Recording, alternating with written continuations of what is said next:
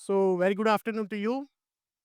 As we are moving progressively towards the world of AI and robotics, there are many things in the world which have remained constant. For example, you can say climate change, poverty. You can also say the after effects of COVID.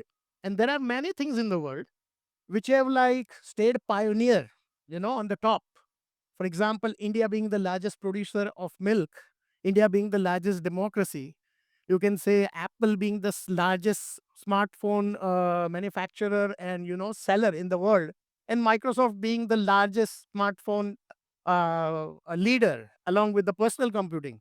So this particular uniqueness is called as sui generis, which is like one of its own kind. Well, sui generis or uniqueness can be, you can say, sometimes God gifted, or sometimes it can be by fluke, sometimes it can be by hard work. I know a cricketer who has a unique distinction of being out in the international cricket for 43 number of times. Well, he must have earned this by fluke, right? And I know a cricketer who has recently, we all know his name. Can I ask you guys the name of the cricketer who recently completed his 53rd international 100? Anyone? Yes, Kohli. So he must have earned this uniqueness by sheer hard work. An ideal example of God gifted uniqueness can be maybe Albert Einstein. Well, he told that a logic can take you from A to B, but the imagination can take you anywhere. And any peculiar things anybody over here knows about him? Like he didn't speak at all till he was 4 years old. He spoke very little till the age of 7. And he was like often described as someone who was very difficult to understand, weird at times, and not so organized. But yet, he defined the modern physics. You guys agree? So, think about the concept of uniqueness over here. Well, life also gave me its own dosage of unique sui generis as well.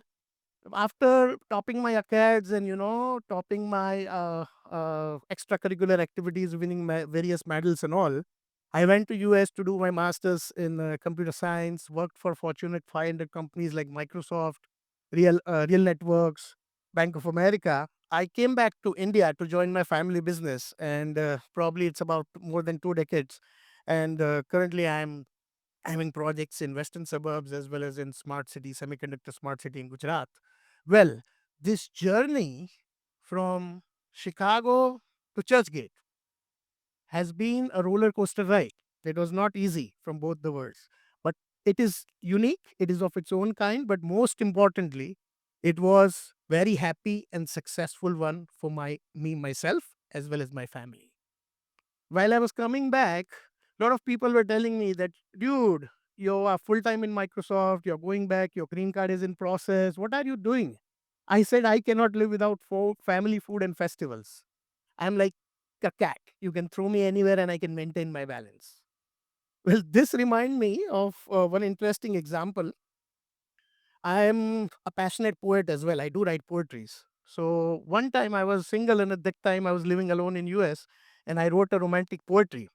And it took probably a month to convince my family that I'm not in a relationship. This poetry is just out of a poet's imagination. So sometimes they say that picture is worth thousand words, but I can say in my case, it has happened, and probably, or as you all agree, that sometimes a poetry written by yourself in a romantic one when you're single can make you speak a billion words.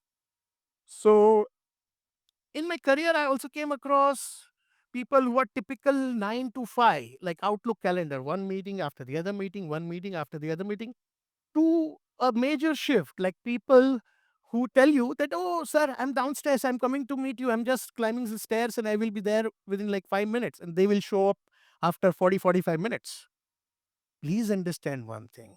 They both do business. People in 9 to 5 calendar job, people who are like having that own standard time, people like OST, they also do the business. They also have the turnover. They also have the volume, but there is a uniqueness.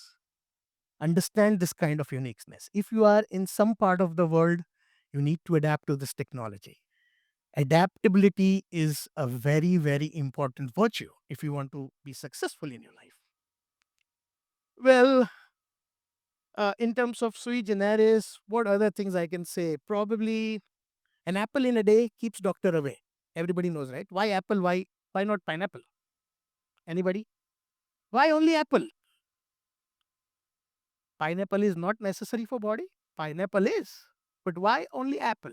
Why Steve Jobs chose Apple Inc. That's the name of his most successful company. Well, he found that Apple as a name is uncomplicated, simple, lightweight, and easy to understand. So the moment complexity, complications comes into any kind of uniqueness when where your passion is ignited and you're working towards the journey of success. If you get into controversy, if you get into controversy, it just gets ruined. Anybody remember the famous cyclist Lance Armstrong, Tour de France? Anybody? One controversy and it's gone. So, whenever you are on the path to uniqueness, please make sure that you need to be away from controversy, complications, and any kind of hurdles which can, disturb your path. Actually, I can say anybody can be sui generis. It can be me, it can be you, it can be anyone. But in order to become a sui generis, a unique person of its own kind, what you need to do, you need to ignite your own passion, figure out your core excellency. Nowadays, a lot of people are not interested in finding out their own core excellency. They're busy looking at others. What he's doing, what he's doing. Shall I adapt that? Dude, find out your own core excellency.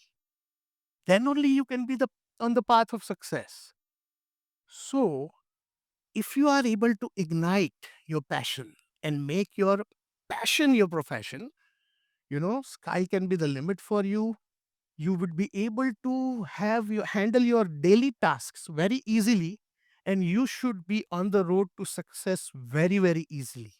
So, it's my request to everyone out here is to ignite your passion, be your own sui generis, and rock your life. Thank you.